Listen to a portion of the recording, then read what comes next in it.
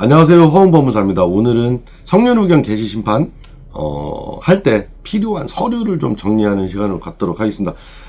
지금 이 영상을 보시는 분들은 성년후견 개시심판을 왜 하는지 하는 정도는 알고 영상을 아마 보실 거로 생각이 되고요. 혹시 이제 그 내용을 지금 습득이 안 되신 분들 같은 경우는 제 영상 중에 성년후견, 한정후견, 특정후견 이렇게 비교해서 올려놓은 영상이 있습니다. 그러니까 그거 참고하시면 되겠습니다. 자, 오늘은 일단 성년후견 개시 심판 청구할 때 첨부해야 되고 또 필요한 그런 서류들 위주로 좀 정리를 하는 시간을 갖도록 하겠습니다. 조금 실무적인 내용이죠. 좀 실무적인 내용이지만 지금 필요하신 내용일 거예요. 어떤 서류를 준비하는지. 법원에 제출하는 신청하고 심판 청구하고 소송하고 하는 데는 사실 어떤 서류가 필요한지 사실 제일 중요한 것 중에 하나잖아요. 그래서 성년후견 개시 심판 청구할 때 필요한 서류를 좀 정리를 해 봤습니다. 자, 여기 보시면 맨 처음 이제 사건 본인 서류라는 게 있어요. 제가 이제 그 큰 틀에서 먼저 서류를 먼저 한번 그 큰 틀에서 한 번씩 보고 구체적인 또 서류는 또 다시 돌아와 가지고 설명드리도록 하겠습니다. 먼저 사건 본인 서류가 필요해요. 예를 들어서 어머니가 치매를 앓고 계신 상태시다. 그러면 그 어머니에 관련된 서류라는 거예요. 예. 그리고 이제 두 번째로 첨부해야 되는 게 사건 본인 병원 관련 서류예요. 그러니까 여기 지금 오늘은 치매에 관련된 그 서류들 위주로 제가 해놨습니다. 물론 치매 이외의 경우에도 있지만 치매가 가장 대표적인 사례이기 때문에 그래서 사건 본인 병원 관련 서류가 좀 필요하고요. 그다음에 청구인 서류, 이 성년후견 개시 심판을 청구하는 청구인의 서류가 필요하고요. 또 성년후견인 후보자가 될 분에 대한 서류도 필요하겠죠. 그다음에 선순위 상속인들 서류, 이거는 이제 치매를 앓고 계신 분이 나중에 향후에 이제 그 돌아가시게 되면 상속인이 될 선순위 상속인들의 서류가 필요한데 동의서 같은 거가 필요한 거예요. 물론 이게 없다고 해서 신청을 못 하는 게 아니라 원활한 진행을 위해서는 필요하다고 보시면 되겠습니다. 동의해주지 않는 사람이 있어도 신청을 하실 수 있습니다. 예, 상관없습니다. 그다음에 사전 현황 설명서, 후견 목록, 재산 목록 이런 게 필요합니다. 그래서 제가 이런 부분들은 다 구체적으로 보면서 나중에 설명해 드리기로 하고, 자, 처음부터 다시 사건 본인 서류부터 보겠습니다. 사건 본인 서류는 이제 먼저 가족관계 증명서, 기본 증명서, 주민등록표 등본, 후견 등기사항, 구존재 증명서, 사건 본인의 재산 소명 서류 이런 것들이 필요해요. 가족관계 증명서, 기본 증명서, 주민등록표 등본은 동사무소에서 그냥 떼시면 돼요. 주민센터에서 떼시면 되는 거고, 그 다음에 후견 등기사항, 부존재 증명서. 이게 이제 후견 등기사항, 부존재 증명서는 가까운 가정법원에 가서 발급하시면 됩니다. 그래서 사건 본인의 또 재산 소명 서류는 예를 들어서 부동산 소유하고 계시면 부동산 등기부등본, 요즘엔 용어가 좀 바뀌었죠. 부동산 등기사항 증명서 이런 거 발급하시면 되고, 임대차 보증금 있으면 임대차 계약서 이런 거 있으시면 되고, 그다음에 통장 같은 경우는 내가 통장을 관리하지 않고 있었으면 기재하지 않으셔도 되고, 모르시면 기재하지 않아도 돼요. 그러니까 재산 소명 서류는 내가 좀 이따 뒤에 또 나오거든요. 재산 목록을 작성을 해서 첨부하기 때문에 거기에 또 내가 내용을 잠깐 설명드릴 거니까 이 부분에서는 이렇게 넘어가시면 될 것 같습니다. 두 번째 이제 사건 본인 병원 관련 서류예요. 그러니까 진단서, 진료기록지, 의무기록사본 이런 게 필요합니다. 진단서만 딸랑 내서 그렇게 해도 안 되는 건 아닌데요. 이제 우리가 성년후견 개시 심판 청구를 하면 감정을 합니다. 그러니까 피성년후견인, 그러니까 아프신 분, 예를 들면 치매다 그러면 치매가 어떤 상태인지 우리가 성년후견 개시를 해야 될지, 한정후견을 개시를 해야 될지, 아니면 아무것도 하지 말지, 이거를 판단하려면 먼저 의사의 감정이 필요해요. 그래서 우리가 성년후견 개시 심판 청구를 하면 다 감정을 하게 돼 있어요. 그러나 우리가 서류로 감정을 하게 하는 게 가장 간단하잖아요. 예? 서류로 감정을 하게 만들려면 이러한 서류들을 성실하게 첨부할 수 있는 만큼 첨부해서 내면 이 서류들을 감정하는 그 의사한테 감정을 맡기면서 법원에서 이런 서류들을 보내주면 서류로 그냥 감정하고 할 수가 있거든요. 근데 이 서류가 부족하면 외래 감정, 입원 감정 이런 것들을 해야 될 수 있고 시간도 오래 걸리고 또 불편하고 비용도 더 들고 그래요. 그래서 이러한 서류들이 있으면 처음부터 첨부해서 내시는 게 훨씬 절차를 간단하게 하고 편리하게 하고 그 다음에 신속하게 할 수 있는데 도움이 됩니다. 그래서 진단서, 진료기록지, 의무기록사본, 그 다음에 치매 진단 검사 결과지라는 게 있어요. 예. 보통 대부분 있을 거예요. 간이 정신 상태 검사, 뭐 전반적 퇴화 척도 검사, 치매 임상 평가 척도 등 이런 게 있어요. 그래서 이런 걸 떼로 가면서 이런 거 검사한 거 있지 않나요? 해서 이 검사 결과지도 같이 가져오시면 나중에 외래 감정이나 입원 감정을 하지 않고 서류로만 감정할 수 있는 가능성이 높아지기 때문에 준비하시면 좋겠습니다. 물론 여기 써있죠. 치매 진단 검사 결과지가 없는 경우에도 진단서와 진료기록지 등을 토대로 신청은 가능하다. 다만 이것만으로 봤을 때 성년후견을 할지 한정후견을 할지 좀 애매한 경우에는 외래 감정이나 입원 감정을 해야 될 수도 있는 거예요. 그래서 가능하면 이런 결과지까지 있으면 좋겠다라는 겁니다. 자, 그 다음에 이제 청구인 서류인데요. 뭐 가족관계증명서, 주민등록표 등본, 인감증명서, 인감도장, 신분증 이렇게 필요하십니다. 그 다음에 성년후견인 후보자 서류인데요.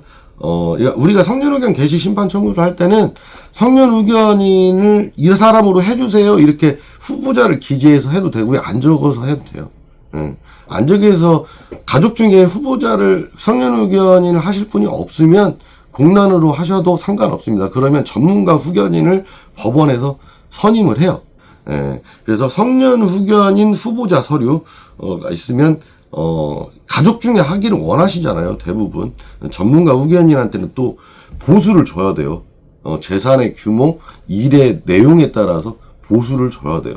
그래서 보수가 또 아까우실 수도 있잖아요. 그래서 가족 중에 하실 분이 계시면 가족들끼리 동의서 내가지고 성년후견 후보자를 기재하시고 이 성년후견 후보자의 가족관계증명서, 주민등록표 등본, 범죄경력 조회서, 후견등기사항, 부존재 증명서 이런 거를 내시면 됩니다. 예.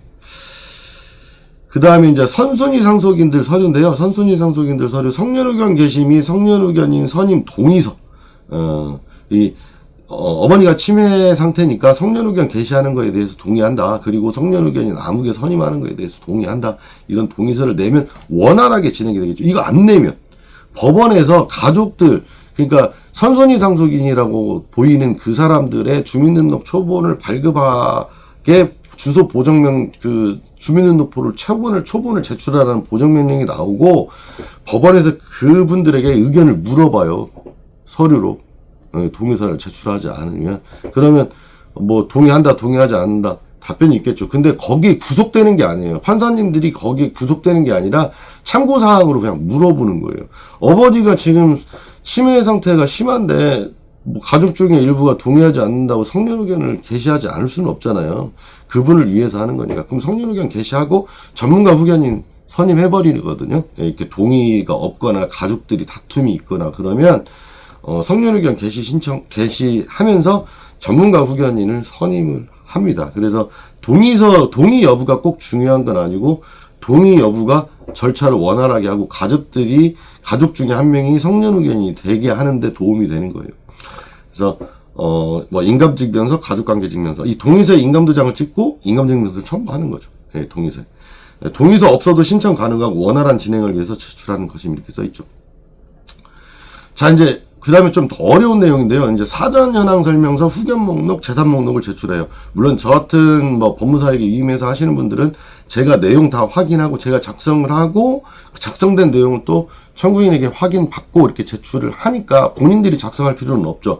근데 이제 사전 현황 설명서에는 사건 본인에 관한 사항, 뭐 이불에 뭐 다양한 내용들을 기재해요. 뭐 어디가 어떻게 아프고 어떤 정신 상태에 있고 뭐 이런 거 적는 거고요. 그다음에 성년후견을 청구하게 된 동기와 목적. 은행에 갔더니 성년후견 해가지고 오라고 한다. 왜 은행 업무를 본인이 할 수 없는 상태라 은행에서는 도와줄 수 없다. 동사무소에 갔더니 성년후견이 필요하다고 했다. 왜 어머니가 치매 상태인데 뭔 서류를 발급받고 하는 것은 대리인이 할 수 없다. 그러니까 뭐 이런 동기와 목적 쓰시면 되고요. 그다음에 선순위 상속인들의 의견, 지금 아까 동의서 말했잖아. 다 의견이 일치해서 동의서도 제출했다. 뭐 이런 내용을 기재를 하는 거죠. 사전 현황형 설명서를 판사님이 쭉 보고 이래서 신청했고 상태는 이렇고 가족들의 의견은 이렇다. 이렇게 미리 다 판단할 수 있잖아요. 어느 정도 판단이 아니라 체크해 볼 수 있잖아요. 그다음에 후견 목록에는 성년 의견인의 취소권, 법정 대리권의 범위, 신상에 관한 결정에 관한 범위, 이런 것들을 성년 의견인의 권한의 범위를 기재하는 그런 후견 목록을 제출하게 돼 있으면 좀 어려운 내용이죠. 그다음에 재산 목록은 이제 피성년 의견인 아프신 분의 부동산, 임대차 보증금, 예금 등 재산을 기재하면 돼요. 다만 성년 의견인 신청을 하는 단계에서 청구인이 그 피성년 의견인 아프신 분의 재산을 정확히 안다는 건 불가능하죠. 저도 저희 어머니의 재산을 몰라요. 그거 어떻게 알아요? 남의 재산을. 아무리 가족이지만 모르거든요. 정확히. 대충 아는 부분이 있을 수는 있겠죠. 대충 아는 부분을 적을 수밖에 없어요. 내가 알아낼 방법이 없거든요. 네. 나쁜 행동을 하지 않는 한 이걸 알아낼 방법이 없어요. 그래서 재산 목록은 아는 대로 적고 아는 대로 소명 자료를 첨부하면 된다. 부동산이 있으면 부동산 등기부등본, 임대차 보증금, 임대차 계약서, 예금, 통장이 집에 있으면 통장 사본 복사해서 낸다든지. 정확한 것은 나중에 알게 되죠. 언제? 성년 의견인이 선임이 되면 성년 의견 개시 심판과 성년 의견인을 선임을 하면 그 성년 의견인이 2개월 이내에 조사를 해서 2개월 이내에 성년 의견인 선임되면 어떤 기준일이 있어요. 그 기준일로부터 2개월 이내에 재산 목록, 그 피성년 의견인의 재산 목록을 작성해서 제출하고 소명자료를 제출하게 돼 있어요. 그래서 이제 안심상속 원스톱 서비스라고 해서 성년 의견인이 피성년 의견인의 재산을 조회하는, 재산과 채무를 조회하는 안심상속 원스톱 서비스를 하면 돼요. 물론 표현은 안심상속 원스톱 서비스지만 성년 의견인이 신청하는 그런 게 있어요. 그래서 그걸 신청해서 성년 의견인으로 선임된 분이 2개월 동안 열심히 조사해서 재산 목록과 소명 자료를 또 법원에 보고서 형식으로 내야 돼요. 그래서 나중에 정확한 거는 나중에 되지만 신청할 때도 알고 있는 대로 적어서 내야죠. 네. 그래서 우리가 성년 의견 개시 심판 청구를 할 때 이렇게 필요한 서류들을 쭉 봤는데 생각보다 이게 법률적으로 판단이 이제 할 수 있는 그런 법률적 판단 능력, 그 다음에 법 해석 능력 이런 게 없으신 분들이 신청하기에는 좀 난해한 사건이긴 해요. 물론 개인적으로 비용을 아끼시기 위해서 본인들이 직접 신청하시는 분들도 계신데 이게 사실은 성년 의견이 되고 나서도 법원에 허가 신청을 해야 되고 보고서를 내고 이런 것들이 굉장히 많아요. 그래서 나중에 이제 예를 들어서 부동산이 있다. 부동산이 있는데 요양병원에 지금 계속 300만 원, 400만 원씩 들어가는데 현금 자산이 동나가지고 이제 부동산을 팔아야 된다. 그러면 마음대로 팔 수 있을 것 같지만 심판문에 부동산을 매각하거나 처분하거나 담보를 설정하거나 이럴 때는 법원에 허가를 받게 돼 있단 말이에요. 특히 거주하는 부동산을 처분할 때는 무조건 허가를 받아야 되는 거고, 그렇지 않은 부동산의 경우에도 시골에 있는 땅도 심판문에 또 허가를 받으라고 또 별도로 표시되는 게 대부분이에요. 그래서 성년 의견이 되고 나서도 법원에 허가 신청하고 해야 되는 사건들이 많아요. 그래서 결국은 제가 봤을 때는 법무사가 필요한 사건이라고 보시는 게 맞습니다. 그래서 비용을 아끼시고 하는 측면에서는 본인들이 신청해 보시는 것도 나쁘지 않고요. 다만 이제 그런 게 큰 제약이 없으신 분들은 먼저 상담해 보시고 본인들이 직접 하실지 저 같은 법무사한테 맡기실지 그 부분은 이제 향후에 상담 이후에 또 결정하시면 되니까요. 그렇게 생각해 보시기 바랍니다. 오늘 성년 의견 개시 심판 청구하는데 필요한 서류를 좀 알아봤는데 긴 시간 동안 영상 끝까지 시청해 주셔서 감사드리고요. 다음에 성년 의견과 관련된 그 부동산 처분, 제가 아까 마지막에 말씀드렸잖아요. 성년 의견이 되시고 나서도 부동산을 처분할 때 법원의 허가를 받는 절차, 이 부분에 대해서 좀 알아보는 시간을 갖도록 하겠습니다. 그래서 오늘 영상 도움이 되셨기를 바라면서 허은법무사는 여기까지 하도록 하겠습니다. 감사합니다.